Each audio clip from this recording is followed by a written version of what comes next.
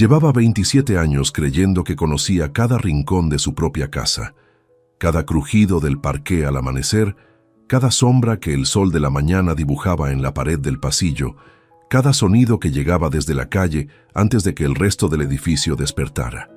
27 años aprendiendo los ritmos de una vida compartida, convencido de que eso, precisamente eso, era lo que significaba conocer a alguien de verdad.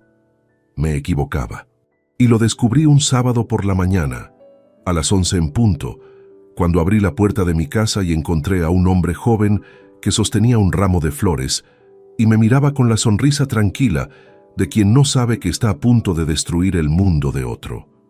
Antes de continuar, suscríbete y activa la campanita porque cada día publicamos nuevas historias.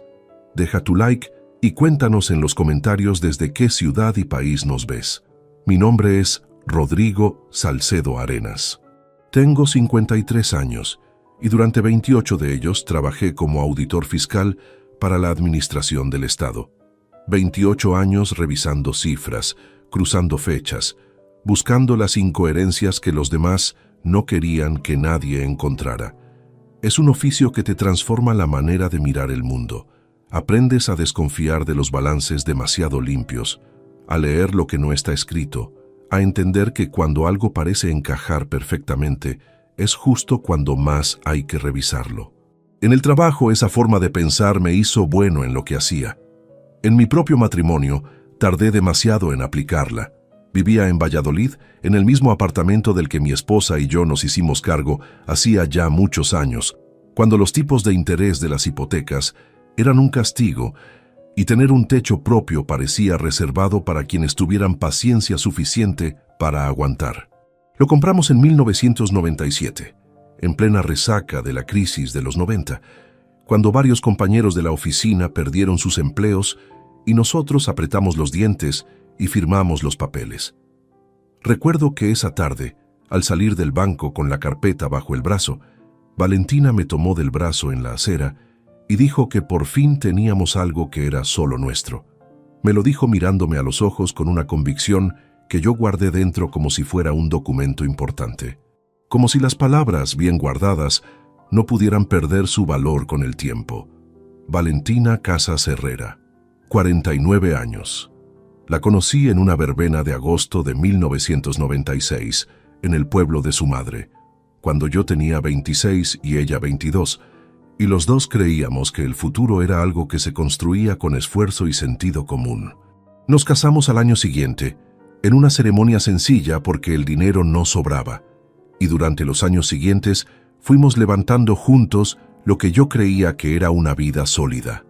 Ella trabajaba en la administración de una empresa de transportes, yo en la agencia tributaria, y entre los dos pagamos la hipoteca, criamos a nuestra hija, y fuimos acumulando esa clase de historia compartida que uno solo aprende a valorar cuando ya no puede recuperarla. Nuestra hija, Claudia Salcedo Casas, tenía 26 años en ese momento. Estaba cursando el segundo año de un máster en psicología en Salamanca, a poco más de una hora de Valladolid.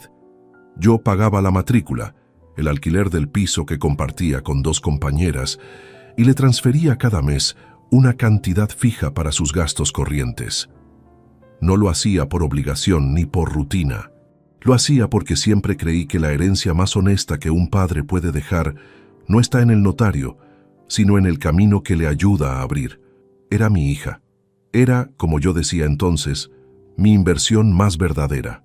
Aquella mañana de sábado me levanté antes que Valentina, como casi siempre había hecho durante años. Preparé café, leí las noticias sentado a la mesa de la cocina y poco antes de las 11 escuché sus pasos en el pasillo. Entró sin decir nada.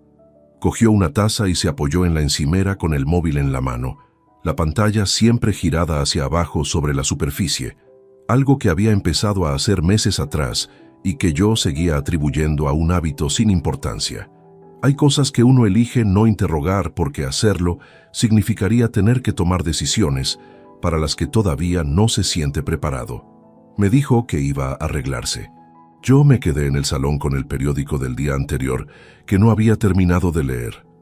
La mañana tenía esa luz de sábado sin planes. ese silencio doméstico que durante muchos años confundí con calma. El timbre sonó exactamente a las 11. Me levanté sin prisa, crucé el pasillo y abrí la puerta. El hombre tenía unos 30 y tantos años. Bien vestido, camisa azul clara, el cabello ordenado de quien ha salido de casa con una intención concreta. Llevaba en la mano un ramo de flores envuelto en papel craft, de los que se compran en floristerías de verdad. Me miró con una sonrisa educada que tardó 2 o 3 segundos en transformarse. Algo en mi cara, imagino, le hizo entender que aquella puerta no era exactamente la que esperaba encontrar. «Perdone», dijo, «estoy buscando a Valentina. Habíamos quedado esta mañana». No respondí de inmediato. Me quedé en el umbral con la mano sobre el pomo, mirándolo con la misma calma con la que uno mira una cifra que no cuadra en un balance. Él sostuvo mi silencio unos segundos. Luego añadió algo que, desde entonces, llevo grabado en algún lugar que no consigo alcanzar del todo. Ella me dijo que tú ya eras su ex, que llevabais meses separados. No recuerdo haber sentido nada en ese instante preciso, o quizás sentí demasiadas cosas a la vez, y el cuerpo decidió por su cuenta que era mejor no procesarlas todavía. Lo que sí recuerdo con absoluta claridad es el sonido de unos pasos bajando las escaleras interiores. Unos pasos que había escuchado miles de veces. El ritmo exacto de alguien que lleva tacones bajos y desciende despacio porque el último peldaño siempre crujía. El hombre levantó la vista por encima de mi hombro. Yo no me moví. Valentina apareció en el pasillo con la cartera colgada del brazo, el abrigo puesto, el pelo recogido, lista para salir hacia algún lugar al que yo nunca había sido invitado. Me miró a mí, miró al hombre, volvió a mirarme. Y en ese momento, sin que nadie dijera una sola palabra más, los tres supimos exactamente en qué clase de historia nos encontrábamos. La escena duró quizás 10 segundos. Valentina dijo algo, aunque en ese instante el cerebro hace cosas extrañas con el sonido. Escuché su voz, pero no las palabras, como cuando uno pasa junto a un televisor encendido en un idioma que no reconoce. El joven murmuró una disculpa, bajó la vista hacia las flores que aún sostenía y se alejó por el pasillo hacia el ascensor sin mirar atrás. El ramo quedó apoyado contra la pared junto al felpudo, como si alguien lo hubiera dejado allí por descuido, sin destinatario. Cerré la puerta. Valentina seguía en el pasillo interior con la cartera colgada del brazo y el abrigo puesto. Me miró de una forma que en ese momento no supe descifrar, aunque ahora, con todo lo que sé, lo entiendo perfectamente. No era culpa, no era miedo, era cálculo. Cálculo puro disfrazado de sorpresa, pero antes de contarle lo que ocurrió a partir de esa mañana, necesito que entienda quién era yo en ese momento. No como excusa, como contexto, porque lo que hice después no tiene ningún sentido si no conoce primero la historia de lo que había tardado una vida entera en construir. Nací en febrero de 1971 en Valladolid, el segundo de 3 hermanos, en una familia donde el dinero se contaba antes de gastarlo y donde nadie se permitía el lujo de quejarse en voz alta. Mi padre trabajaba en una fundición en las afueras y llegaba a casa con las manos oscuras y el cansancio puesto encima como una segunda ropa. Mi madre llevaba la casa con una eficiencia silenciosa que yo tardé décadas en saber apreciar. Crecí escuchando el fútbol en una radio de pilas porque el televisor era del vecino del primero, y aprendí desde pequeño que las cosas que uno quería de verdad había que ganárselas con una paciencia que a veces resultaba agotadora. Estudié económicas porque era la carrera que más se parecía a entender cómo funcionaba el dinero de verdad. No el de los libros, sino el que movía empresas, familias, decisiones. En 1995, con 24 años, entré en la agencia tributaria después de 3 convocatorias de oposiciones que me costaron más que cualquier título universitario. Recuerdo el día que me comunicaron la plaza. Era un martes de octubre. Estaba en la cocina de casa de mis padres y mi madre cogió la carta, la leyó despacio y la dobló con un cuidado que me pareció exagerado para un papel oficial. Solo muchos años después entendí que no estaba doblando el papel, Estaba guardando el momento. 28 años después de aquel martes, seguía siendo auditor fiscal. Había revisado expedientes de empresas que parecían impecables por fuera y estaban huecas por dentro. Declaraciones de renta que no cuadraban en 3 líneas distintas. Sociedades que usaban la complejidad como escudo.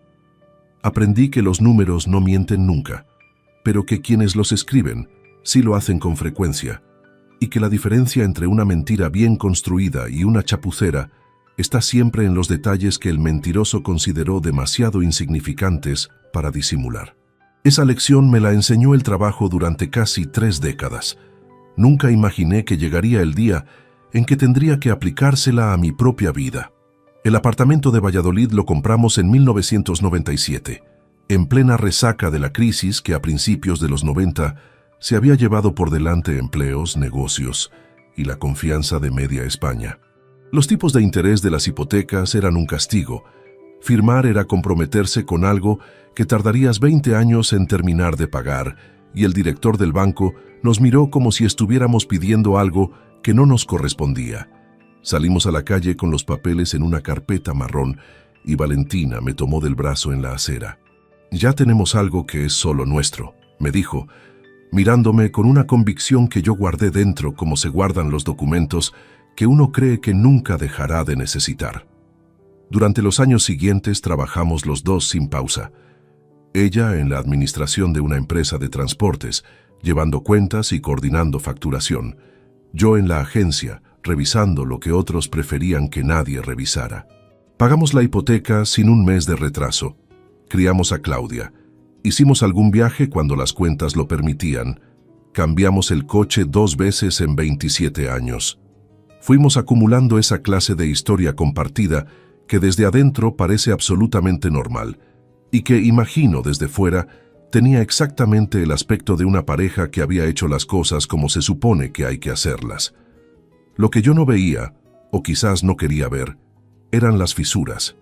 La primera era el teléfono. Valentina había cambiado de hábito hacía unos 8 meses, aunque yo lo noté de forma gradual, y no le puse fecha exacta hasta mucho después. Antes dejaba el móvil en cualquier rincón de la casa sin prestarle atención, en la encimera, en el sofá, en la mesita junto a la cama. En algún momento empezó a posarlo siempre boca abajo, con la pantalla contra la superficie, en cada habitación y en cada momento del día, no como algo ocasional, siempre, con la consistencia de quien ha adoptado una costumbre que ya no nota porque la repite de forma automática. La segunda eran los fines de semana. Valentina tenía un grupo de amigas con las que salía de manera irregular desde hacía años, lo cual era completamente habitual. Pero en los últimos meses esas salidas se habían vuelto más frecuentes, más largas y, sobre todo, llamativamente menos detalladas. Antes, llegaba contando dónde habían comido, qué habían hablado, qué había dicho quién. Después llegaba con respuestas de 3 palabras y el gesto de quien prefiere que no le hagan preguntas. Yo no se las hice, un error del que tardé en responsabilizarme, aunque entiendo por qué lo cometí. Uno evita las preguntas cuyas respuestas sabe, en algún lugar profundo, que no está preparado para escuchar. La tercera era en el perfume. Una mañana de primavera noté que llevaba una fragancia distinta, más intensa y más joven que la colonia que había usado durante años. Le pregunté. Me dijo que era una muestra que le habían dado en una perfumería del centro. Lo acepté sin más, porque era exactamente el tipo de explicación que no invita a seguir preguntando. Y luego estaba Claudia. Mi hija tenía 26 años y cursaba el 2º año de un máster en psicología en Salamanca, a poco más de 1 hora de Valladolid. Yo cubría todos sus gastos sin excepción: la matrícula del programa, el alquiler del piso que compartía con 2 compañeras de facultad y una transferencia mensual fija para sus necesidades corrientes. No lo hacía porque ella me lo hubiera pedido de forma especial, sino porque siempre entendí que ayudarla a formarse era la decisión económicamente más sensata y humanamente más justa que podía tomar como padre. La había visto crecer. Había estado en cada momento importante de su vida. Financiar su futuro era, para mí, la forma más concreta y más duradera de quererla. Lo que no sabía todavía era que Claudia llevaba al menos 4 meses sabiendo exactamente lo que yo ignoraba, y que en lugar de decirme algo, había decidido ayudar a su madre a mantenerlo en secreto. Eso lo descubriría después, semanas después, cuando ya estaba buscando otras cosas. Aquella mañana de sábado cerré la puerta, miré a Valentina en el pasillo y escuché la primera de una larga serie de explicaciones que ya sabía, sin necesitar todavía ninguna prueba, que no se ajustaban a la verdad. Existen instantes que el cerebro decide conservar con una precisión que ninguna fotografía podría igualar. No los recuerda como recuerda un cumpleaños o el nombre de un compañero de trabajo. Los conserva completos, con volumen, con temperatura, con el olor exacto del aire en ese momento preciso. Lo que ocurrió en el pasillo de mi casa aquella mañana de sábado es uno de esos instantes. Lo he revisado tantas veces desde entonces que podría describirlo en la oscuridad, sin esfuerzo, con cada detalle en su lugar. Valentina apareció en lo alto de la escalera interior a las 11:04. Lo sé porque miré el reloj del pasillo de forma instintiva, el mismo reloj de pared que habíamos colgado juntos en 2003 y que llevaba 20 años marcando las horas con ese tic-tac suave que uno deja de oír hasta que de repente necesita escuchar algo fijo para no perder el equilibrio. Llevaba el abrigo gris que había comprado el invierno anterior, el pelo recogido con 2 pasadores que yo había visto sobre la mesita del baño esa misma mañana. La cartera de piel marrón oscuro colgada del brazo izquierdo. Bajó los primeros 3 peldaños con la vista en el móvil que sostenía en la mano derecha y fue en el cuarto escalón, exactamente en el cuarto, cuando levantó los ojos hacia la puerta abierta. Me vio a mí primero, después vio al hombre que estaba detrás de mí en el umbral, con el ramo de flores aún en la mano. El pie derecho de Valentina quedó suspendido sobre el 5.º peldaño durante una fracción de segundo que se prolongó de una manera que no tiene explicación lógica. El cuerpo humano, cuando recibe información que contradice lo que esperaba encontrar, hace cosas extrañas con el tiempo, lo estira, lo comprime, lo convierte en algo que ya no obedece al reloj. Vi cómo la cartera se deslizaba lentamente por su antebrazo hasta quedar retenida en el pliegue del codo. Vi cómo los dedos que sostenían el teléfono se cerraban con más fuerza, los nudillos ligeramente más blancos que un momento antes. Yo seguía en el umbral sin moverme. El hombre, Marcos, estaba a mi espalda. No lo veía, pero escuchaba su respiración, el leve movimiento de su ropa, la forma en que alguien contiene el cuerpo cuando siente que ha entrado en un territorio que no comprende todavía. Y entonces mis ojos, sin que yo tomara ninguna decisión consciente, se desplazaron hacia el lado derecho del pasillo, hacia el vaso de cerámica azul que llevaba años sobre la pequeña consola de madera junto a la entrada. Era un cacharro sin ningún valor particular, de los que uno acumula sin proponérselo. Valentina lo había traído de un viaje que hicimos a Portugal en 2013, una tarde en un mercadillo de Évora, donde ella se detuvo delante de un puesto y dijo que aquel azul le recordaba al color del mar en las postales antiguas. Lo habíamos metido en la maleta envuelto en ropa para que no se rompiera. Llevaba 11 años en ese pasillo y yo hacía años que había dejado de verlo. En ese momento lo vi con una claridad que todavía no sé explicar. El azul, la pequeña grieta en el borde superior que nadie había mencionado nunca. El polvo acumulado en la curva interior que ninguno de los dos limpiaba porque era incómodo de alcanzar. Afuera, en la calle, sonó el claxon de un coche, lejos, apagado, completamente ajeno a lo que ocurría dentro de esas paredes. Valentina terminó de bajar los 3 peldaños que le quedaban. Lo hizo despacio, sin apartar los ojos de mí, con esa clase de calma forzada que uno aprende a fabricar cuando necesita ganar tiempo para construir una respuesta. Conozco bien esa cadencia. La había visto muchas veces en declaraciones fiscales revisadas a lo largo de los años. La pausa de quien está calculando, no de quien está sintiendo. Rodrigo, dijo, solo mi nombre. sin nada detrás. Marcos carraspeó levemente a mi espalda. Valentina desplazó la mirada hacia él por primera vez desde que había bajado, y en ese cruce de miradas ocurrió algo que ninguno de los tres verbalizó, pero que los tres registramos con absoluta claridad. Él entendió que la situación no era lo que le habían contado, y ella entendió que él lo había entendido. «Creo que me han dado información equivocada», dijo Marcos en voz baja, dirigiéndose a mí más que a ella. No había agresividad en su tono. Había la incomodidad honesta de alguien que acaba de descubrir que lo han usado sin su conocimiento. Valentina intentó hablar. Abrió la boca, tomó medio paso hacia adelante y dijo algo parecido a «esto no es lo que parece», que es, curiosamente, la frase que utilizan todas las personas del mundo cuando lo que parece es exactamente lo que es. Marcos no respondió. Dejó el ramo de flores apoyado contra la pared, junto al felpudo de la entrada, con un gesto tranquilo que tenía más dignidad de la que la situación merecía. Se ajustó la solapa de la chaqueta, me miró un instante y se fue por el pasillo hacia el ascensor sin decir nada más. Esperé a que las puertas del ascensor se cerraran.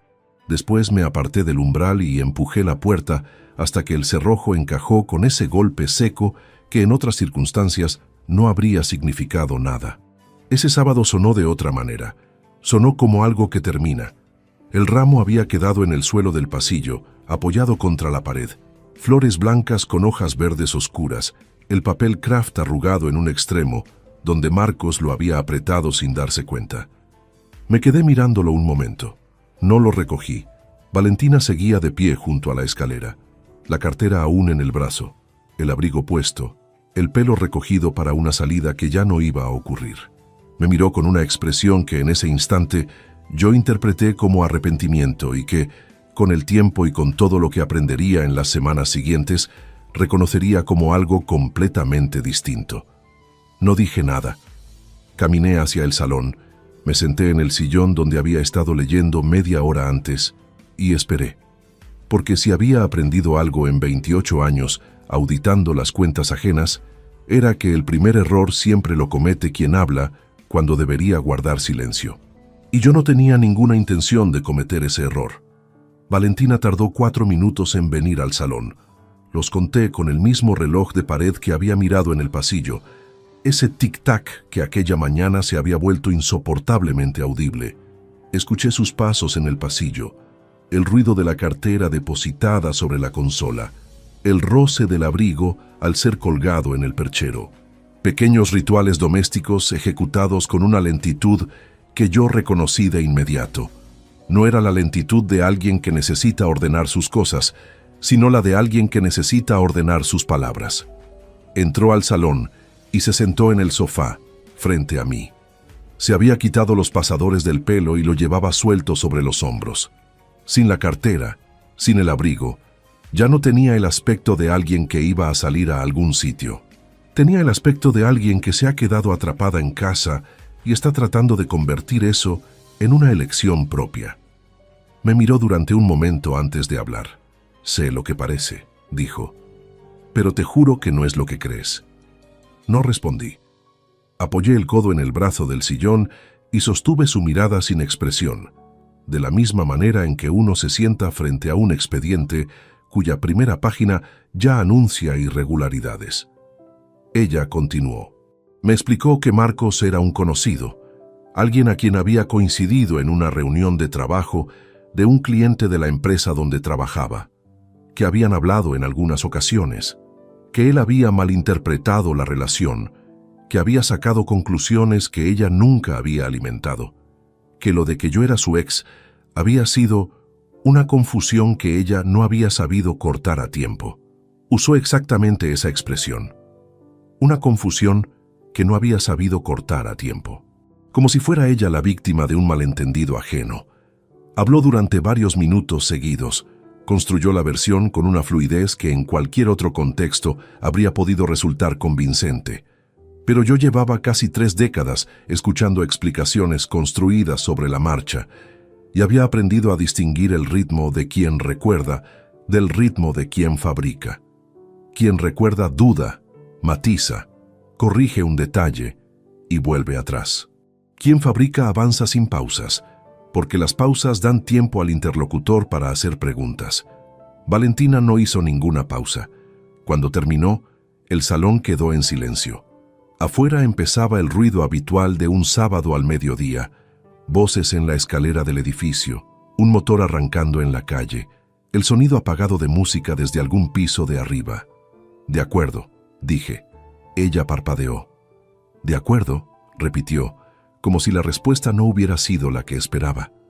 «De acuerdo», confirmé. «He entendido». No añadí nada más. Me levanté del sillón, fui a la cocina, serví un vaso de agua y me quedé apoyado en la encimera mirando el patio interior por la ventana.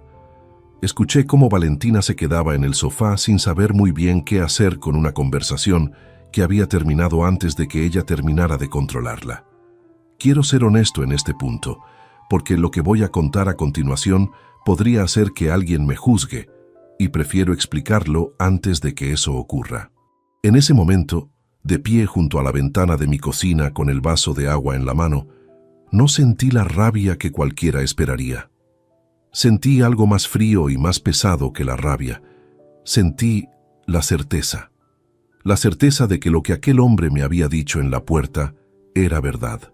La certeza de que la versión que Valentina acababa de construir en el salón tenía exactamente la misma arquitectura que los balances fiscales fraudulentos que había revisado durante años. Elegante por fuera, incoherente por dentro si uno sabía dónde mirar. Y yo sabía dónde mirar. Tomé una decisión en ese momento, sin dramatismo y sin deliberación consciente. La decisión simplemente se formó sola, con la naturalidad de una conclusión que llega cuando todos los datos previos la hacen inevitable. No iba a confrontar más. No iba a pedir explicaciones adicionales, ni a elevar el tono, ni a exigir nombres y fechas y detalles. Eso era lo que ella esperaba, y lo que esperaba era lo que sabía manejar.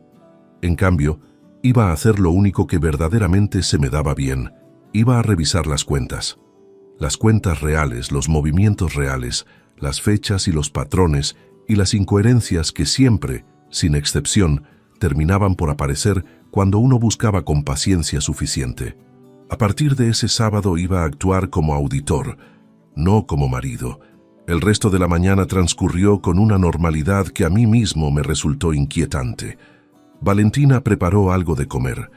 Comimos en la cocina con el televisor encendido, el volumen bajo, uno de esos programas de mediodía que hablan de todo y no dicen nada. Ella hizo algún comentario sobre algo que había visto en la pantalla. Yo respondí con 2 o 3 palabras. El silencio entre una frase y otra tenía un peso que ninguno de los dos nombraba, pero que los dos, estoy seguro, estábamos notando de maneras completamente distintas. Por la tarde salí a caminar solo. Necesitaba aire y necesitaba espacio para ordenar lo que había empezado a moverse dentro. Recorrí el paseo de Zorrilla sin rumbo fijo, las manos en los bolsillos del abrigo, los árboles sin hojas todavía en esa época del año. Pensé en los meses anteriores con una mirada nueva, revisando cada detalle que había archivado como insignificante. El teléfono siempre boca abajo, los fines de semana más frecuentes y menos detallados, el perfume distinto, las respuestas de 3 palabras. Por separado cada cosa era explicable. Juntas, bajo la nueva luz de esa mañana, formaban un patrón que cualquier auditor reconocería sin esfuerzo. Volví a casa a las 6:30. Valentina estaba viendo algo en el sofá. Me preguntó si quería cenar pronto o tarde. Le dije que lo que ella prefiriera. Cenamos a las 8, sentados frente a frente en la mesa del salón, con los cubiertos moviéndose sobre los platos y la televisión de fondo, haciendo ese trabajo de ruido ambiental que en muchos hogares reemplaza a las conversaciones que nadie se atreve a iniciar. Esa noche, tumbado en la oscuridad con Valentina dormida a mi lado, entendí algo que no había sido capaz de formular durante el día, pero que llevaba horas tomando forma. Había confundido durante muchos años el silencio con la paz. Son 2 cosas que pueden coexistir, pero que no son lo mismo. La paz es el silencio cuando nada falta. El silencio a secas es el ruido que hace una ausencia cuando todavía no tiene nombre. Aquella noche ya tenía nombre. Yo solo necesitaba encontrar los documentos que lo certificaran. Y eso, precisamente eso, era lo que mejor sabía hacer en el mundo. Pasaron 3 semanas desde el sábado de la puerta antes de que pusiera el primer número sobre papel. No fue precipitación ni impaciencia lo que me detuvo durante ese tiempo. Fue método. Cualquier auditor experimentado sabe que lanzarse sobre un expediente sin preparación previa es el error más costoso que puede cometerse. Primero hay que observar.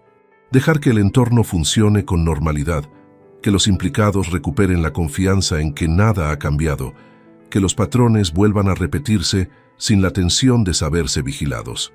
Solo entonces, cuando la guardia baja, es cuando los números empiezan a hablar con claridad. Aquellas 3 semanas las dediqué exactamente a eso, a observar sin que se notara que observaba. Valentina había recuperado su rutina con una rapidez que, en otras circunstancias, podría haberse interpretado como señal de inocencia. Pero yo sabía reconocer esa clase de normalidad fabricada. Era la misma que adoptaban ciertos contribuyentes cuando recibían una notificación de inspección y decidían que la mejor estrategia era actuar como si no hubiera ocurrido nada. Seguían haciendo lo que hacían siempre, con un punto adicional de cuidado, un grado más de atención a los detalles visibles, convencidos de que la apariencia de orden era suficiente para disuadir al que miraba. El teléfono seguía boca abajo sobre cada superficie. Las salidas continuaron, aunque con una frecuencia ligeramente reducida durante los primeros días, lo cual era en sí mismo un dato. Quien no tiene nada que ocultar no ajusta su comportamiento después de un susto. La voz de Valentina cuando hablaba conmigo tenía ese tono específico de quien está siendo deliberadamente natural, que es el tono menos natural que existe. Yo respondía con normalidad.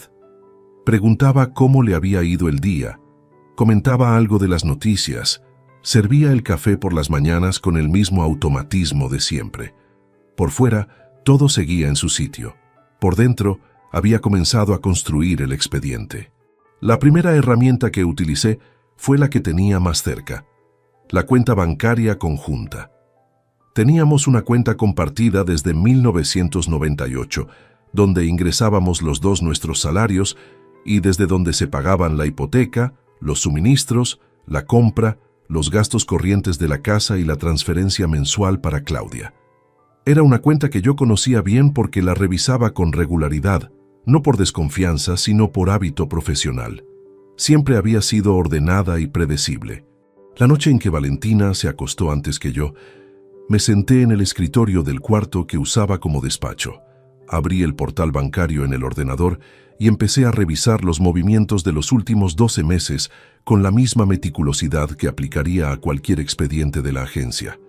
Imprimí los extractos, los extendí sobre la mesa y cogí un bolígrafo de color rojo, el mismo tipo de bolígrafo que llevaba décadas usando para marcar las líneas que no cuadraban.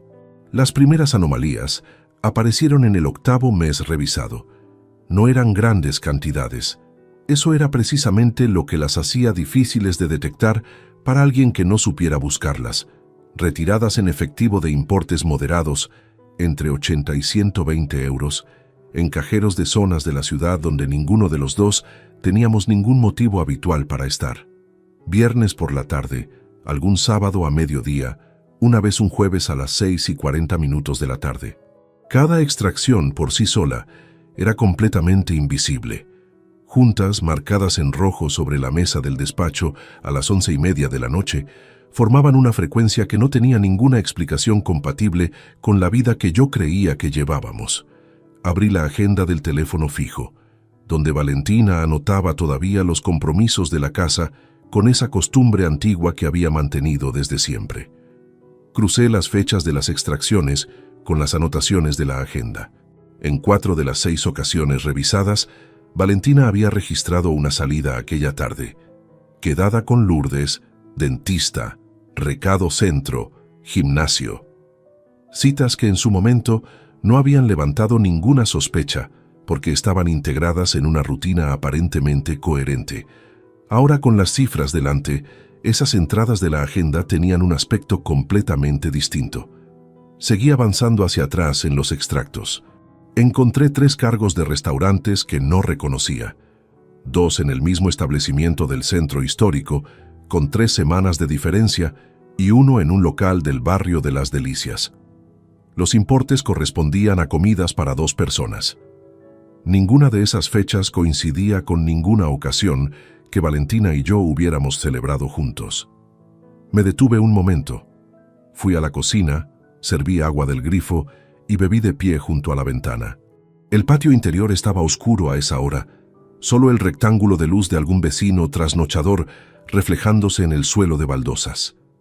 Respiré con lentitud, de la misma manera en que aprendí a hacerlo años atrás, cuando un expediente comenzaba a mostrar una gravedad que superaba lo que inicialmente se había estimado.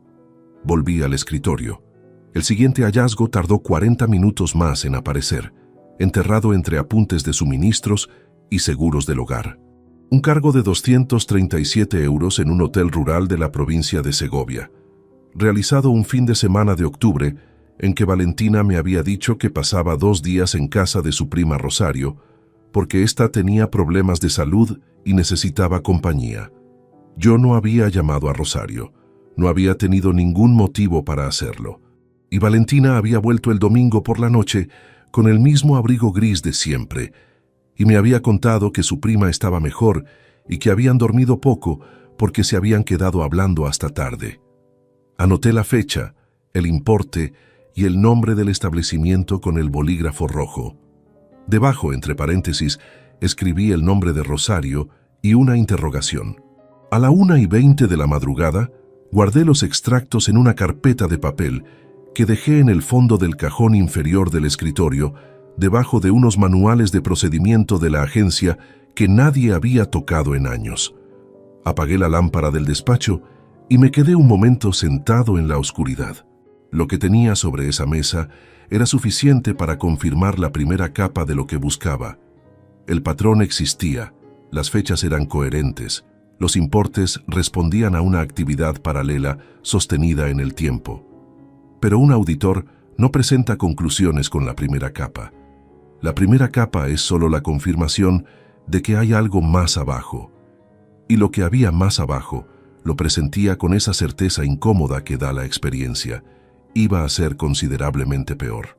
Solo muchos años de oficio me habían enseñado que los balances más elaborados no esconden sus irregularidades en los números grandes, las esconden en los pequeños, en los que parecen demasiado corrientes para merecer atención.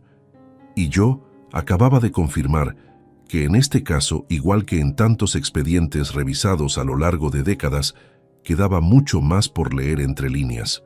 Al día siguiente me levanté antes que Valentina, preparé café y desayuné solo en la cocina con el periódico abierto sobre la mesa. Cuando ella bajó le pregunté si quería tostadas. Me dijo que sí. Las preparé, las dejé en el plato frente a ella y cogí mis cosas para ir al trabajo. Era lunes y tenía mucho que seguir buscando. Ernesto Fuentes Jimeno y yo nos conocíamos desde 1993, cuando los dos trabajábamos en la misma delegación provincial y compartíamos el mismo pasillo de despachos durante jornadas que en aquella época se extendían más allá de lo razonable.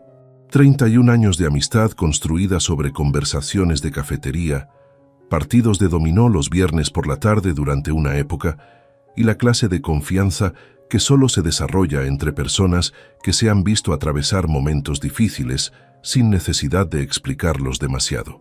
Ernesto se había jubilado anticipadamente a los 55 años por un problema de espalda que lo había tenido 2 meses en reposo, y desde entonces vivía en un piso de la calle Santiago con su segundo matrimonio y una tranquilidad que le había costado mucho más de lo que aparentaba.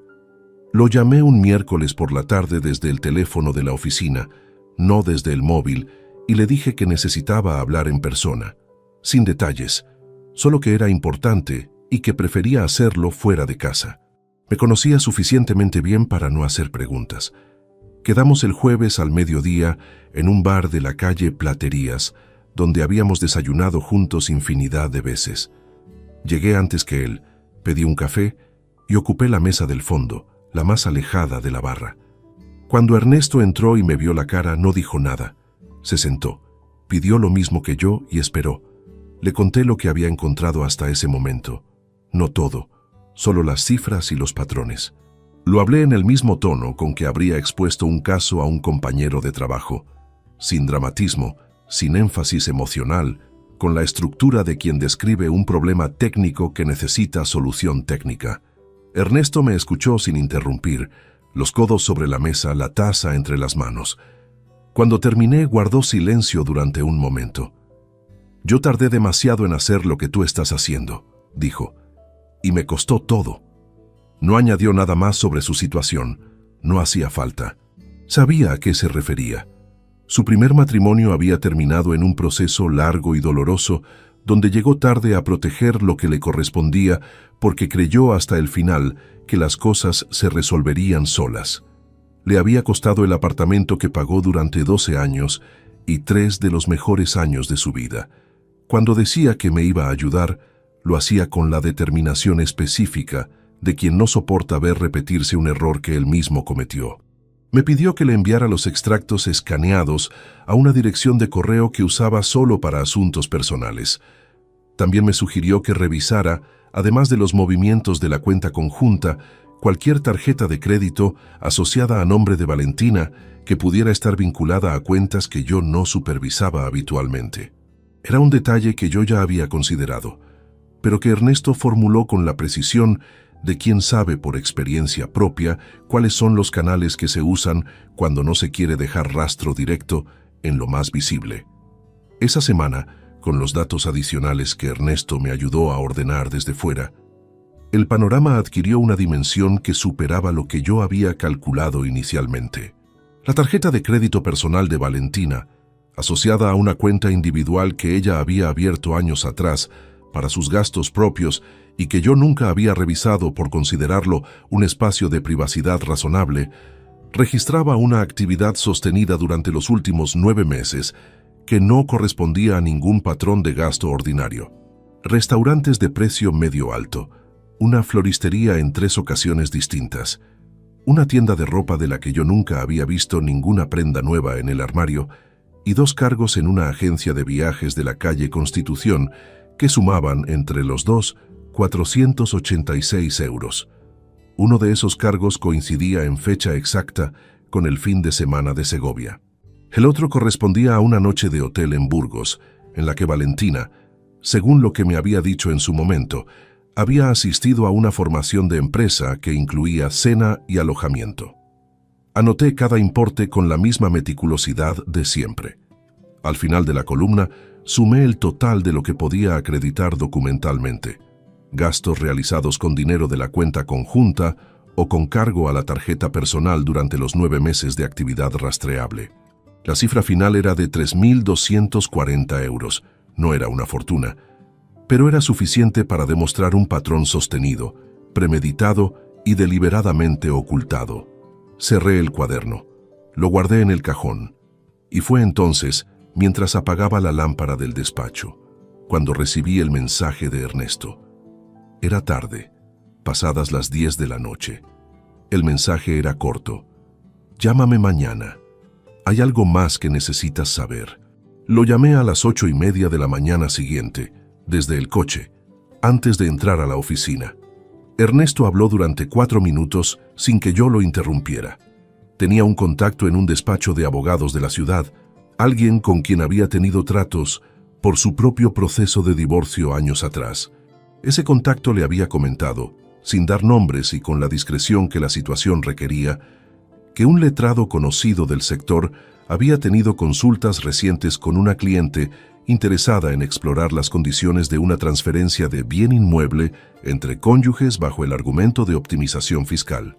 El letrado había sugerido que si el traspaso se realizaba antes de que se formalizara ningún procedimiento legal, las condiciones serían considerablemente más favorables para quien recibía el bien. La dirección del inmueble que se mencionó en esa consulta era la de nuestro apartamento. Me quedé en el coche con el motor en marcha durante un tiempo que no fui capaz de medir con exactitud. La calle estaba animada a esa hora. Gente caminando hacia el trabajo, un camión de reparto descargando cajas frente al comercio de enfrente. Todo funcionaba con absoluta normalidad al otro lado del parabrisas. Esto ya no era una traición emocional que había tomado una dimensión financiera por acumulación de gastos. Era un plan. Tenía estructura, tenía fases, tenía asesoramiento legal. Alguien había pensado en esto con suficiente antelación como para consultar a un abogado sobre los mecanismos más eficaces de ejecución. Y ese alguien había calculado que yo era el tipo de hombre que firmaría los papeles que le pusieran delante si la argumentación sonaba suficientemente razonable.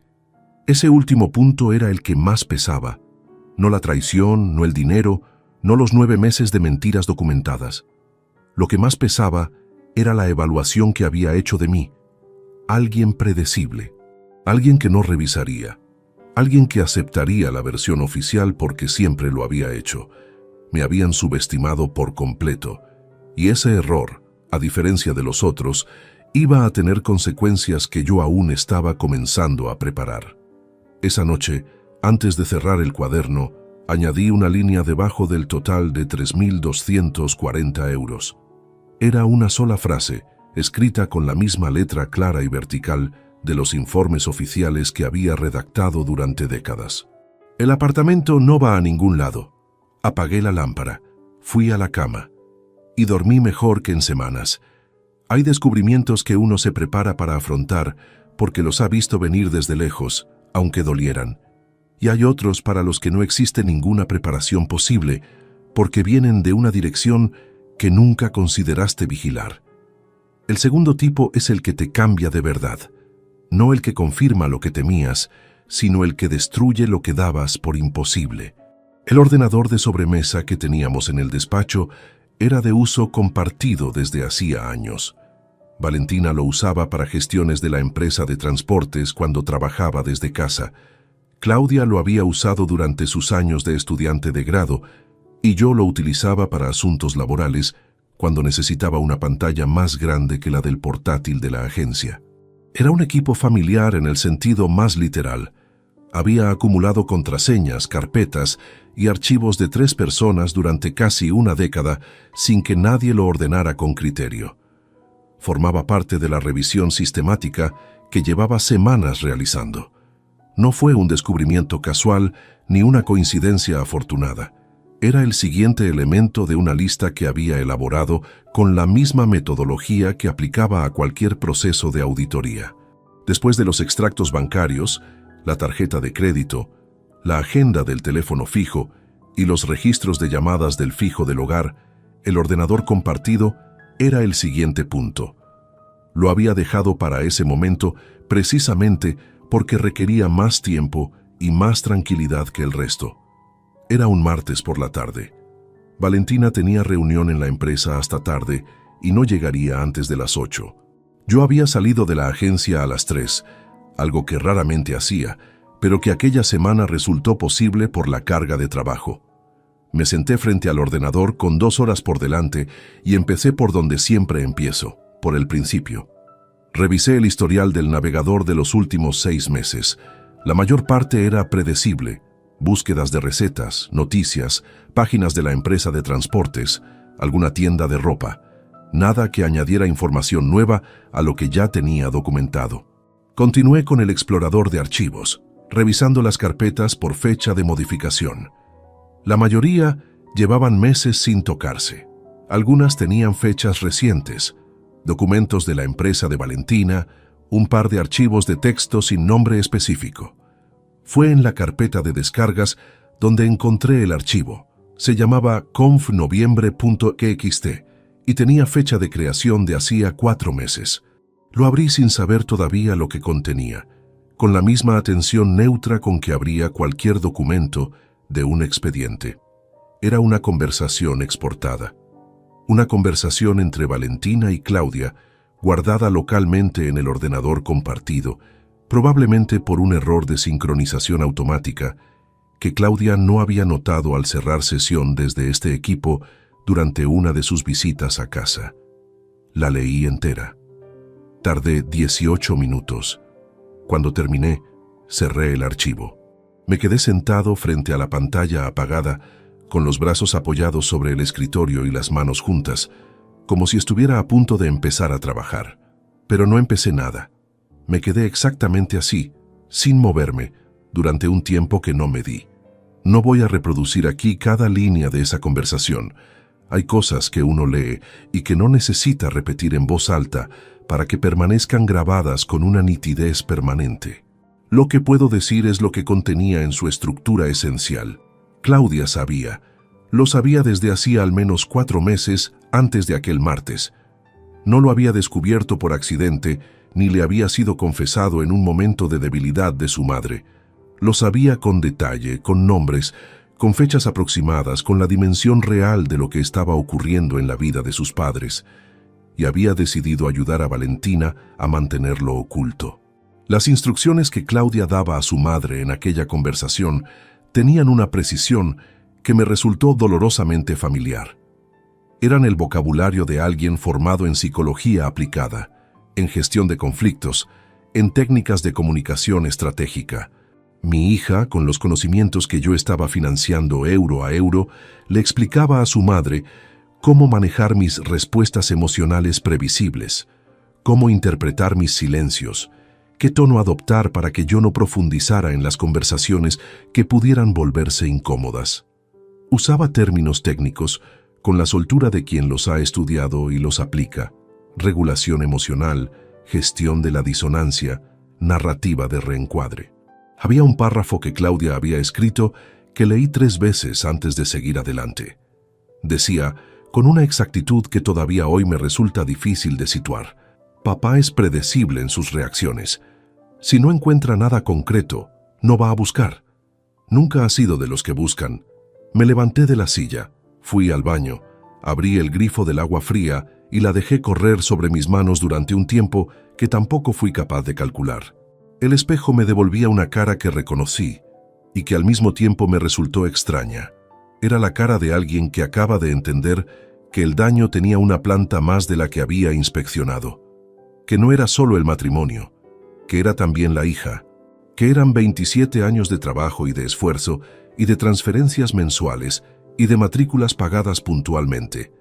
Todo ello sostenido mientras dentro de ese mismo edificio 2 personas coordinaban cómo mantenerme exactamente donde era más conveniente que estuviera. Tranquilo, confiado y sin hacer preguntas. No lloré. Lo intenté, creo. O quizás el cuerpo lo intentó por su cuenta. Pero lo que salió no fue llanto, sino algo más parecido a un temblor contenido que me subió desde el pecho hasta la mandíbula y se quedó ahí, apretado, sin encontrar salida. Me apoyé con las 2 manos en el borde del lavabo y respiré con esa lentitud forzada de quien necesita que el cuerpo obedezca, porque la cabeza todavía no está en condiciones de hacerlo. Tardé varios minutos en recuperar la verticalidad completa. Cerré el grifo, me sequé las manos. Volví al despacho. Copié el archivo en una memoria USB que guardé en el bolsillo interior de la chaqueta junto con las llaves de la oficina. Borré el historial de accesos recientes del explorador de archivos para que no quedara registro de que alguien había abierto esa carpeta esa tarde. Apagué el ordenador y lo dejé exactamente como lo había encontrado. Cuando Valentina llegó esa noche a las 8:15, yo estaba en el salón con el periódico en las manos. Me preguntó cómo había ido el día. Le dije que bien, sin novedades. Me contó algo de la reunión de trabajo, algún asunto administrativo que le había complicado la tarde. Asentí en los momentos adecuados. Le pregunté si quería que pidiera algo para cenar o prefería cocinar. Dijo que prefería pedir. Pedimos. Esa noche, con la cena sobre la mesa y la televisión encendida, serví agua en los 2 vasos y me senté frente a ella con la misma compostura de las últimas semanas. Valentina hablaba de algo que yo escuchaba sin registrar. En el bolsillo de la chaqueta, colgada en el perchero del pasillo a 4 metros de donde estábamos sentados, la memoria USB guardaba el archivo que lo cambiaba todo. Hubo un instante, mientras recogíamos los platos, en que Valentina me rozó el brazo al pasar y dijo algo amable, un comentario sin importancia sobre las vacaciones del verano siguiente, si ya había pensado a dónde podríamos ir. Lo dijo con esa facilidad de quien no carga con ningún peso. Yo respondí que todavía no había pensado en eso, y en ese momento, por primera vez desde que todo había comenzado, sentí algo más cercano al agotamiento que a la rabia, no por ella, sino por la distancia que hay entre la persona que uno creyó conocer durante décadas y la que existe en realidad. Esa distancia no hace ruido cuando se abre. Simplemente aparece un día y uno se pregunta cuánto tiempo lleva ahí sin que nadie lo dijera en voz alta. No tenía respuesta para esa pregunta, pero sí tenía, por primera vez, todos los elementos necesarios para el siguiente paso. Y el siguiente paso ya no lo daría solo.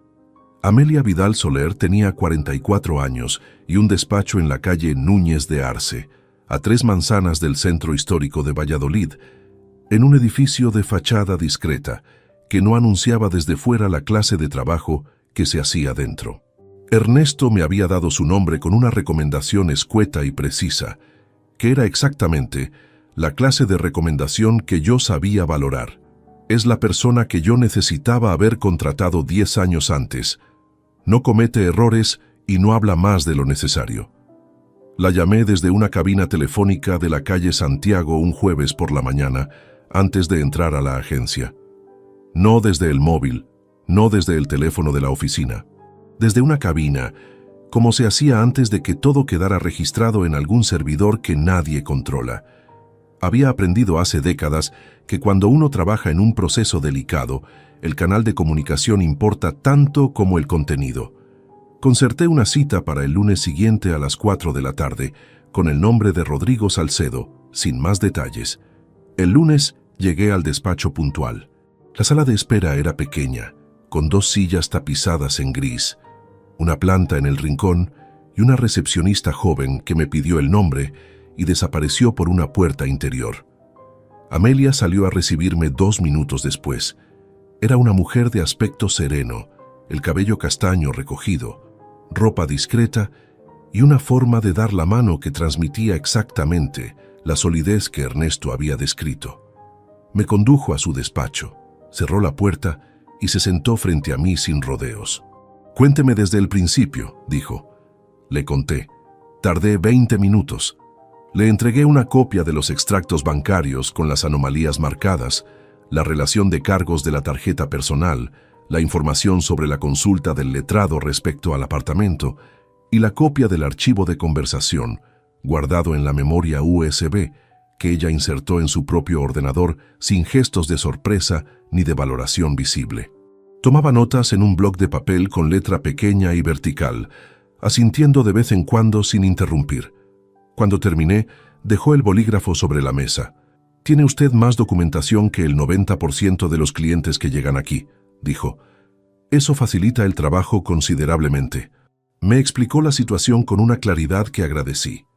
El matrimonio en régimen de gananciales implicaba que el apartamento era un bien común adquirido durante la convivencia y que ninguno de los dos podía transferirlo, gravarlo, ni disponer de él unilateralmente sin el consentimiento del otro. Cualquier intento de hacerlo sin ese consentimiento constituía, en función de cómo se ejecutara, una conducta susceptible de reclamación legal. El dinero retirado de la cuenta conjunta, con fines ajenos a la economía familiar, era igualmente reclamable en el proceso de liquidación de gananciales. Lo que necesitábamos antes de iniciar cualquier procedimiento formal era completar la documentación, registrar los movimientos pendientes y asegurarnos de que ningún activo que me correspondiera pudiera ser alterado antes de que el proceso estuviera formalmente abierto. Para eso, Amelia necesitaba tiempo y yo necesitaba continuar actuando con absoluta normalidad en casa. ¿Puede hacerlo?, me preguntó, mirándome con la atención directa de quien sabe que esa es la pregunta más importante de toda la reunión. Le dije que llevaba 28 años revisando expedientes mientras sus titulares creían que nadie miraba, que sí podía hacerlo. Salí del despacho a las 5:15 con una lista de tareas concretas y la certeza de que por primera vez desde el sábado de la puerta el proceso tenía una dirección definida. Esa sensación no era alivio exactamente. Era algo más parecido a la concentración que precede a un trabajo largo y exigente. El momento en que uno sabe lo que tiene que hacer y se dispone a hacerlo sin distracción. Las semanas siguientes fueron las más exigentes de todo el proceso. No por la carga de trabajo en sí, sino por la precisión que requería mantener dos registros simultáneos de realidad. El de la vida doméstica cotidiana, que debía continuar sin fisuras visibles, y el del trabajo paralelo que avanzaba en silencio a través de llamadas desde teléfonos públicos, reuniones en el despacho de Amelia y documentación que yo preparaba en la oficina de la agencia, donde nadie cuestionaba que un auditor fiscal tuviera expedientes y extractos bancarios sobre su mesa. Valentina no notó nada, o si notó algo, lo interpretó como rutina laboral, exactamente como yo había calculado que haría. Un auditor fiscal que lleva papeles a casa, que consulta extractos, que imprime documentos y los archiva, no llama la atención en ningún hogar donde ese sea el paisaje habitual de décadas. Hubo un momento que estuvo cerca de complicarse. Era una tarde de entresemana, hacia la mitad de ese periodo. Yo estaba en el despacho imprimiendo un documento que Amelia necesitaba para el día siguiente. Un extracto consolidado de los movimientos de la cuenta conjunta con las anotaciones que habíamos preparado juntos. Un documento que fuera del contexto de nuestro trabajo parecía simplemente una relación bancaria, pero que dentro de ese contexto era una pieza central del expediente. Valentina entró en el despacho sin llamar, como había hecho siempre durante años, para preguntarme si quería café. La impresora estaba terminando de sacar las últimas hojas cuando ella apareció en el umbral. Me miró a mí, miró la impresora, miró las hojas que yo recogía de la bandeja con una naturalidad que tuve que sostener de forma completamente consciente durante los 3 o 4 segundos que duró su mirada. «¿Qué es eso?», preguntó sin especial curiosidad. El tono era el de alguien que pregunta por inercia, no el de alguien que busca algo concreto. «Declaración complementaria de un expediente que tengo pendiente de cerrar», respondí, girando ligeramente las hojas hacia mi lado antes de colocarlas sobre la carpeta abierta sobre la mesa. «Me lo he traído para terminarlo esta noche». Ella asintió sin acercarse. «¿Quieres café o no?» «Sí, gracias». Se fue. Escuché sus pasos alejarse hacia la cocina. Esperé hasta que el sonido de la cafetera empezó a cubrir el silencio del pasillo, y entonces, y solo entonces, coloqué las hojas dentro de la carpeta, cerré la carpeta y la guardé en el maletín que llevaría a la mañana siguiente al despacho de Amelia. Respiré despacio. Lo que había funcionado no era la improvisación, era la coherencia acumulada de años. Un auditor fiscal que imprime declaraciones en casa a las 7 de la tarde es exactamente lo más normal del mundo para quien ha vivido 28 años junto a uno. Valentina nunca me había considerado capaz de una estrategia que superara la rutina que ella conocía, y esa subestimación, que en otro momento me habría dolido, en ese periodo fue la herramienta más útil que tuve. Aquella noche tomé el café que ella había preparado. Comenté algo sin importancia sobre el trabajo y me senté con ella en el salón durante 1 hora antes de irme a dormir. Valentina estaba tranquila. Más tranquila, de hecho, de lo que había estado en las primeras semanas después del sábado. Se había acomodado de nuevo a la versión de la historia que le resultaba más conveniente, que yo había aceptado su explicación, que la tensión inicial se había disipado, que las cosas volvían a su cauce. Esa confianza era exactamente lo que Amelia y yo necesitábamos que mantuviera, porque mientras Valentina descansaba convencida de que la situación estaba bajo su control, el expediente que Amelia había comenzado a construir con los documentos que yo le llevaba semana a semana avanzaba con la solidez silenciosa de un proceso bien fundado. Cada pieza en su lugar, cada fecha verificada, cada importe respaldado por su correspondiente soporte documental. Faltaba una cosa, solo una. Pero era la más importante de todas. Necesitábamos que Valentina diera el paso que llevaba meses preparando, el paso del apartamento. Y Amelia me había dicho, con la precisión de quien conoce bien cómo funciona este tipo de procesos, que ese paso no tardaría mucho más en llegar. Quien lleva meses construyendo un plan y cree que el terreno está despejado, no espera indefinidamente. Llega un punto en que la oportunidad parece perfecta y la urgencia de ejecutar supera a la precaución. Solo teníamos que estar listos cuando ocurriera. Y lo estábamos. El momento llegó un miércoles por la noche, 43 días después de mi primera reunión con Amelia. Habíamos terminado de cenar. Yo recogía los platos de la mesa mientras Valentina permanecía sentada con la copa de agua entre las manos. En esa postura específica que adopta la gente cuando ha estado ensayando algo durante un rato y por fin decide que el momento es adecuado. Lo reconocí de inmediato. Era la misma postura que adoptaban ciertos contribuyentes al inicio de una inspección, cuando querían plantear una propuesta que llevaban tiempo preparando. El cuerpo, ligeramente inclinado hacia adelante, los hombros bajos, el tono cuidadosamente calibrado hacia lo casual. «Rodrigo», dijo cuando yo volvía de la cocina, «siéntate un momento. Quiero hablarte de algo». Me senté. Valentina comenzó con una introducción que durará 4 minutos y que yo escuché con atención sin interrumpirla en ningún momento. Habló de la situación económica general, de la incertidumbre que había en el ambiente desde hacía tiempo, de lo razonable que era pensar en proteger el patrimonio familiar con antelación. Habló de su hermana, que había tenido problemas con una herencia por no haber hecho las cosas a tiempo. Habló de un conocido de la empresa de transportes que había pasado por dificultades porque sus bienes no estaban bien distribuidos legalmente.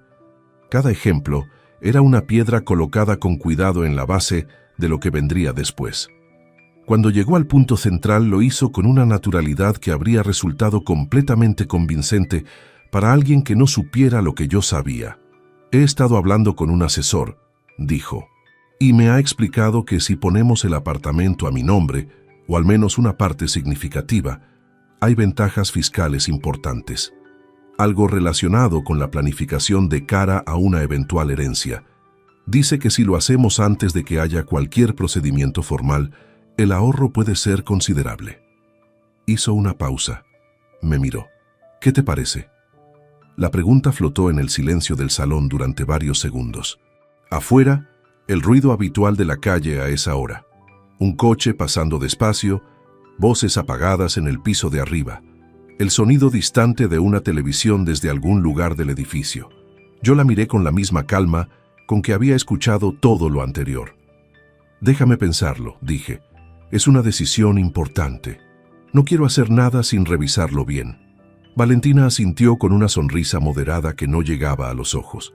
«Por supuesto, sin prisa. Solo quería planteártelo».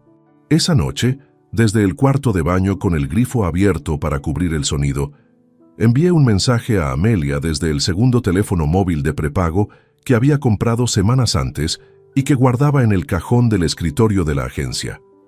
«Esta noche hizo el movimiento, mañana te llamo». La respuesta de Amelia llegó en menos de 3 minutos. «Perfecto, estamos listos». A la mañana siguiente me reuní con ella a las 8:30 antes de entrar a la agencia.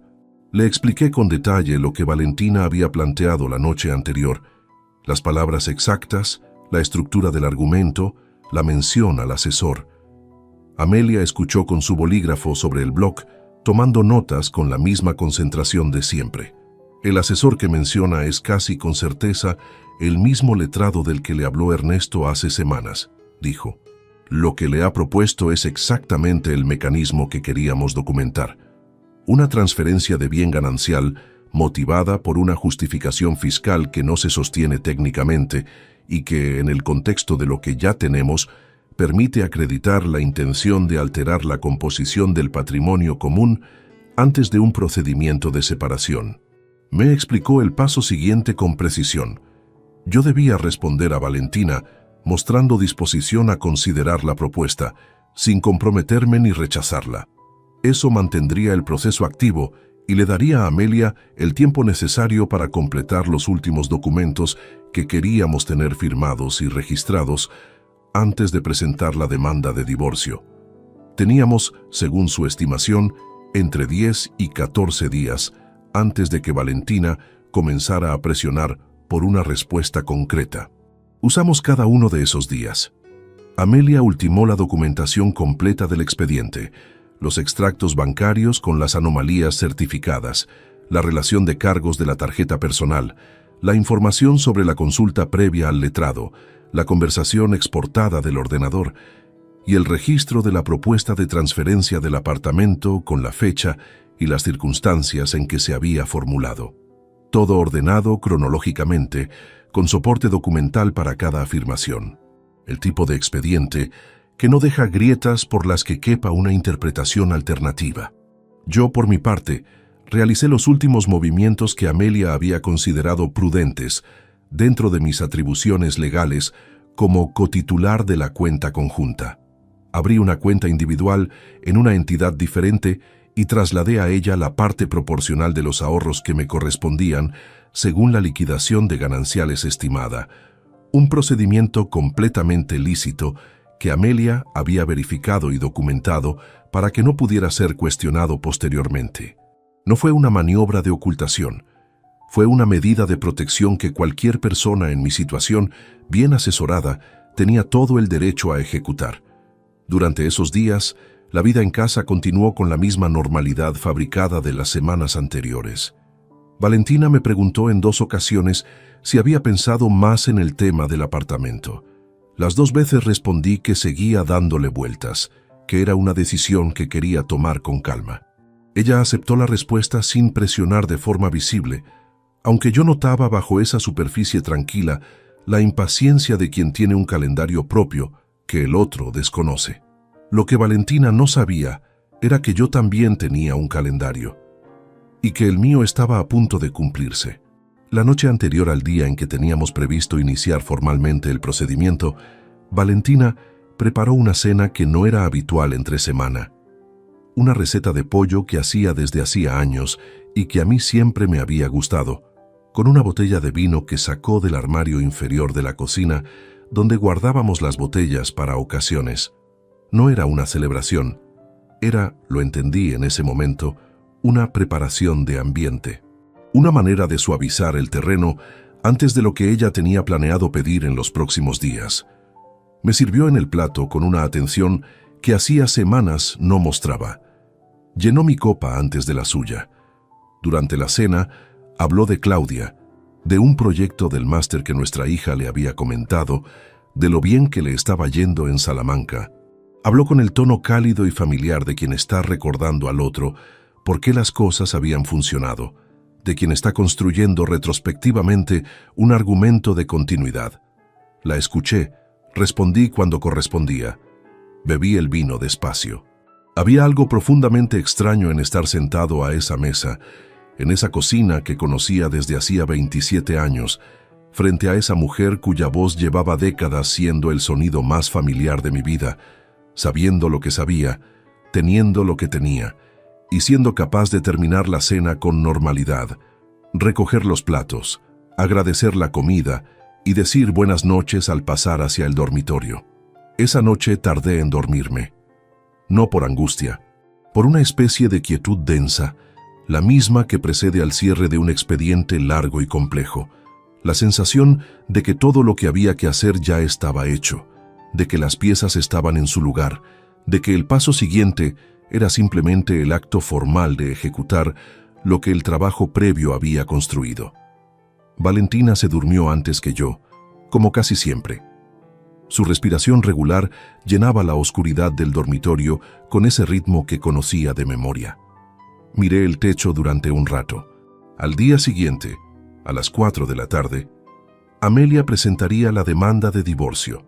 Amelia presentó la demanda de divorcio a las 4 de la tarde, tal como habíamos acordado. Yo estaba en la agencia cuando recibí su mensaje en el teléfono de prepago. Presentado, todo en orden. Lo leí en el despacho. Guardé el teléfono en el cajón y continué con el informe que tenía sobre la mesa hasta las 6:30, cuando recogí mis cosas y salí con la misma cadencia de cualquier otro día laborable. Valentina recibió la notificación oficial al día siguiente por la mañana.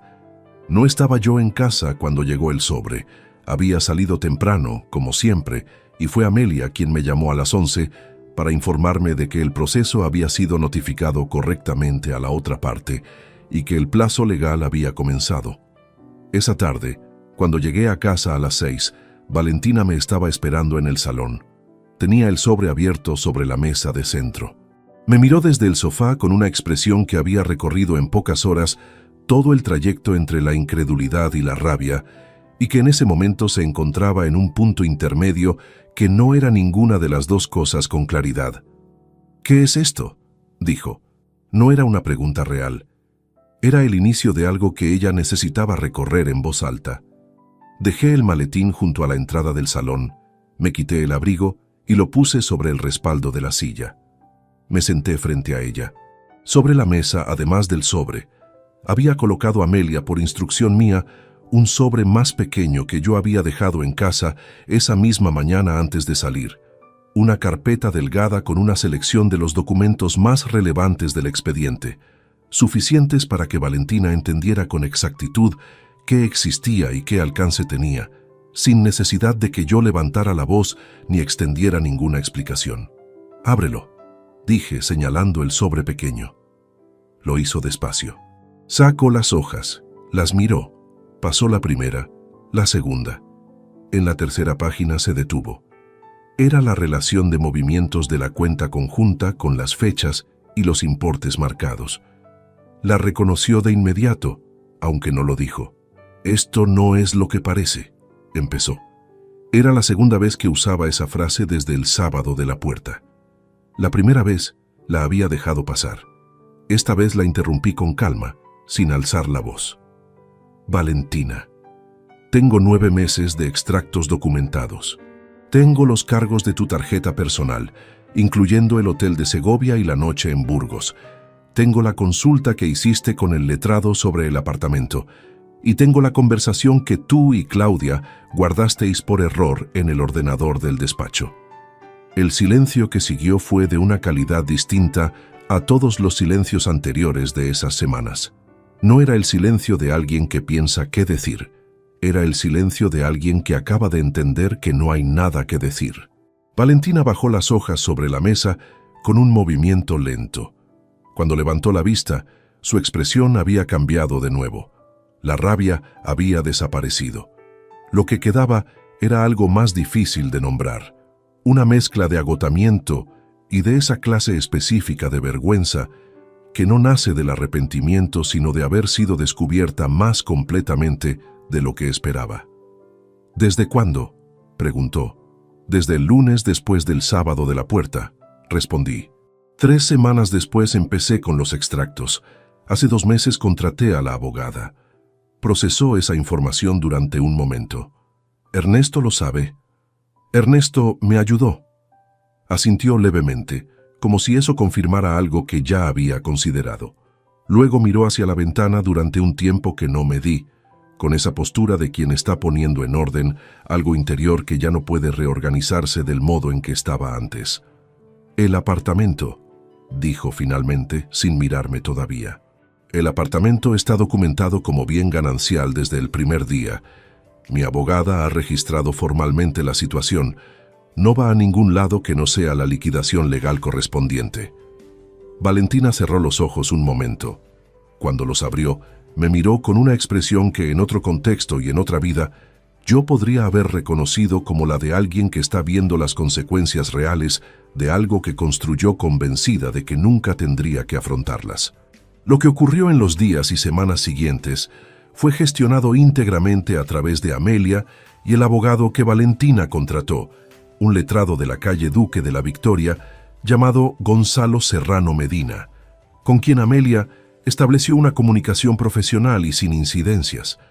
No hubo más conversaciones directas de fondo entre Valentina y yo en ese periodo. Las que tuvimos fueron sobre logística doméstica, sobre quién recogería qué, sobre los plazos de transición. Conversaciones breves, en el pasillo o en la cocina, con la economía verbal de 2 personas que han acordado tácitamente que ya no queda nada relevante que decirse fuera del marco legal. El proceso de liquidación de gananciales determinó que el apartamento se mantendría en cotitularidad hasta su venta, o compensación económica, con distribución proporcional al valor de mercado actual. Los 3.240 euros documentados como gastos de la cuenta conjunta destinados a actividad no familiar fueron reconocidos en el acuerdo como deuda compensable dentro de la liquidación. No fue una cifra que alterara el balance de forma dramática, pero su inclusión en el acuerdo tenía un valor que iba más allá del importe. Significaba que lo que había ocurrido estaba registrado oficialmente, que existía en un documento con fecha y firma, que no podía ser reescrito posteriormente como un malentendido o una exageración. Valentina aceptó las condiciones sin litigio prolongado. Su abogado, en la única conversación indirecta que tuve con él a través de Amelia, sugirió que su cliente era consciente de la solidez de la documentación aportada y que prolongar el proceso no ofrecería ninguna ventaja real. Fue una valoración profesional correcta. El día en que firmamos los documentos finales en el despacho de Amelia, Valentina llegó con su abogado 10 minutos antes que yo.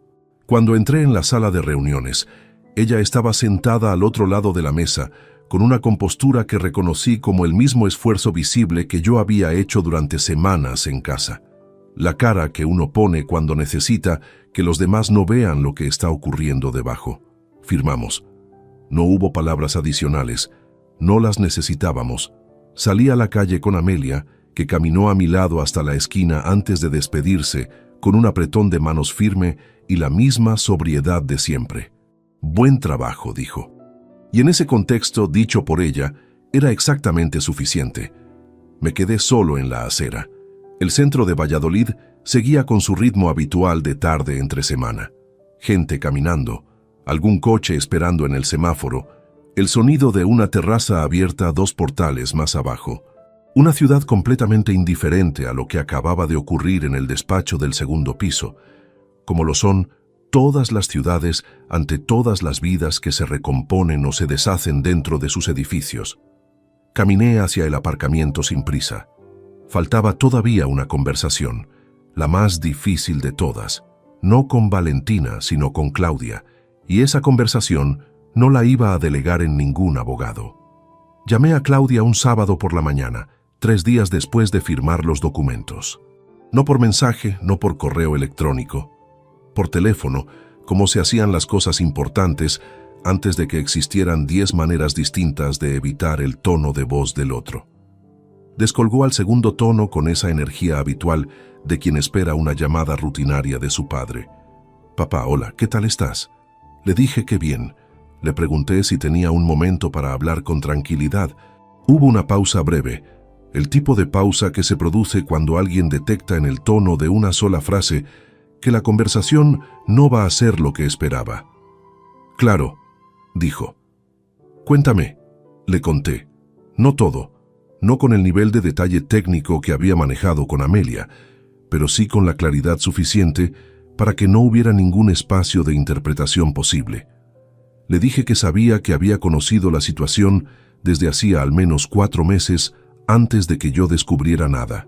Le dije que había leído la conversación. Le dije que sabía exactamente qué vocabulario había usado y con qué propósito. El silencio que siguió duró más que el de Valentina en el salón. Era un silencio distinto, no el de alguien calculando, sino el de alguien que de repente tiene que sostener el peso de algo que durante meses había llevado convencida de que nunca llegaría a pesar. «Papá, yo solo intentaba...» «Claudia». La interrumpí con suavidad, sin dureza en la voz. No necesito la explicación, ya la conozco. Escuché su respiración al otro lado de la línea, rápida, contenida, el ritmo de quien está tratando de no perder la compostura. «Lo que voy a decirte ahora no lo digo con rabia», continué. «Lo digo con la misma claridad con que tomo cualquier decisión que afecta a algo importante.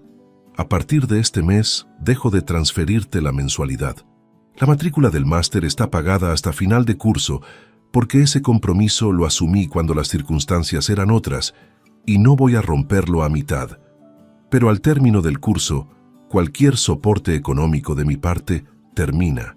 El alquiler, los gastos corrientes, todo». Claudia tardó en responder. «¿Estás cortando toda relación conmigo?» «No te estoy cortando la relación», dije. «Te estoy cortando el sostén económico. Son 2 cosas distintas, y tú, con la formación que tienes, sabes perfectamente distinguirlas». Esa frase no la había preparado. Salió sola, con esa precisión que a veces tienen las cosas que uno lleva semanas pensando sin ponerles palabras. Claudia lloró. Lo escuché al otro lado sin interrumpirla. Habló durante varios minutos, que lo sentía, que había cometido un error, que no había sabido manejar la presión que su madre había ejercido sobre ella, que en ningún momento había querido hacerme daño. Escuché todo con atención, no porque las palabras cambiaran algo, sino porque era mi hija y porque escucharla era lo mínimo que le debía, independientemente de lo que había hecho. Cuando terminó, le respondí con calma: tienes 26 años y una formación que te da las herramientas para entender exactamente las consecuencias de las decisiones que tomas sobre las personas cercanas. Las usaste para ayudar a alguien a engañarme.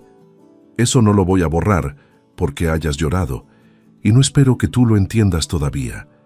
Pero algún día, cuando tengas más años, lo vas a entender. Hice una pausa. Y si en algún momento quieres tener una relación conmigo que no esté construida sobre lo que ocurrió este año, la puerta no está cerrada. Pero ese camino lo tendrás que recorrer tú. No lo voy a recorrer yo. Colgué. Me quedé con el teléfono en la mano durante un momento, sentado a la mesa de la cocina, con el café frío a un lado y la luz de la mañana entrando por la ventana del patio interior. No sentí alivio. No sentí satisfacción. Sentí algo más parecido a la quietud que queda cuando uno termina un trabajo largo y exigente y por fin puede separarse de él. Esa combinación específica de agotamiento y de algo que, con esfuerzo, podría llamarse paz. En los meses siguientes, reorganicé la vida con la misma meticulosidad que había aplicado al proceso anterior, pero en dirección contraria. Ya no construía un expediente, sino una cotidianidad nueva. Valentina salió del apartamento en el plazo acordado. Me quedé en él por acuerdo mutuo mientras se gestionaba la valoración y la decisión sobre la venta o compensación. Dormí en el mismo dormitorio de siempre, con el mismo techo de siempre, y fui aprendiendo que los espacios no guardan el peso que uno les atribuye, guardan el que uno decide dejarles. Ernesto me llamaba una vez por semana. Nunca preguntaba directamente cómo estaba. Preguntaba si había comido bien, si había salido a caminar, si tenía pendiente algún partido de fútbol que mereciera verse. Era su manera de hacer lo que siempre había hecho, estar sin subrayarlo. Le estaba más agradecido de lo que le había dicho, y él lo sabía sin que yo se lo dijera, porque así funcionan las amistades que han tenido tiempo suficiente para prescindir de las palabras innecesarias. Hay una cosa que me he preguntado en muchas noches desde entonces. Me la he preguntado con honestidad, sin buscar una respuesta que me dejara bien. Si hubiera sabido en 1997, cuando firmamos aquella hipoteca y salimos del banco con la carpeta marrón bajo el brazo, lo que sabía en el momento de firmar los papeles del divorcio, ¿habría hecho las cosas de otra manera? No me refiero a la estrategia, ni al proceso, ni a los documentos. Me refiero a los años anteriores, a los fines de semana que cambié por trabajo, a las conversaciones que dejé para después, a los momentos en que estuve presente en el cuerpo, pero ausente en todo lo demás. La respuesta honesta es que no lo sé. Fui el tipo de hombre que era, con las limitaciones que tenía, en el tiempo en que me tocó serlo. Trabajé demasiado porque creí que eso era lo que un padre y un marido debía hacer. Me equivoqué en algunas cosas. No me disculpo por ellas en exceso, porque eso sería convertir la culpa en otro tipo de comodidad. Pero las reconozco, las cargo, y espero que sirvan de algo. Lo que sí sé es esto. Hay una lección en todo lo que ocurrió que no es mía solamente. Es para cualquier persona que haya construido algo con sus manos durante décadas y se haya acostumbrado a creer que eso la hace invulnerable, o peor todavía, que la hace prescindible para quienes más cerca están. La experiencia acumulada no es un adorno, es la herramienta más afilada que uno tiene, y quien la subestima comete el error más caro de su vida. Marcos Ibáñez, el hombre de las flores, nunca supo exactamente qué había ocurrido detrás de la puerta que abría aquel sábado. Fue una víctima de una mentira que no fabricó y de la que se alejó con una dignidad que, con el tiempo, aprendí a reconocer. No tengo nada que reprocharle. El proceso terminó, la vida continuó, Y yo seguí siendo auditor fiscal, levantándome temprano, revisando los números que otros prefieren que nadie revise, llegando a casa por las tardes con el maletín bajo el brazo y cocinando para uno con la misma atención con que antes cocinaba para dos. Una tarde de invierno, varios meses después de que Valentina recogiera sus cosas, estaba cruzando el pasillo hacia el despacho y me detuve frente a la consola de madera junto a la entrada. El espacio donde había estado durante 11 años, el vaso de cerámica azul que ella trajo de Portugal, seguía vacío. No lo había llenado con nada. No porque no hubiera podido, sino porque durante un tiempo no había encontrado nada que valiera la pena poner ahí. Esa tarde me quedé mirando ese espacio durante un momento. Había sido lo último en lo que mis ojos se habían fijado cuando el mundo se detuvo un sábado a las 11 de la mañana. El azul, la grieta en el borde, el polvo en la curva que nadie limpiaba. Lo había mirado porque el cerebro, en los instantes que no comprende, busca algo concreto a lo que aferrarse. Y se había aferrado a eso. Ahora el espacio estaba vacío y limpio. Y me pareció, de pie en ese pasillo con la luz de la tarde entrando desde el salón, que el vacío era más honesto que todo lo que había ocupado ese lugar durante años. Seguí hacia el despacho. Había trabajo que terminar. Si esta historia te ha gustado, apóyanos con un like. Suscríbete al canal y déjanos tus opiniones en los comentarios. Para escuchar la siguiente historia, haz clic en la caja que aparece a la izquierda. Gracias por acompañarnos.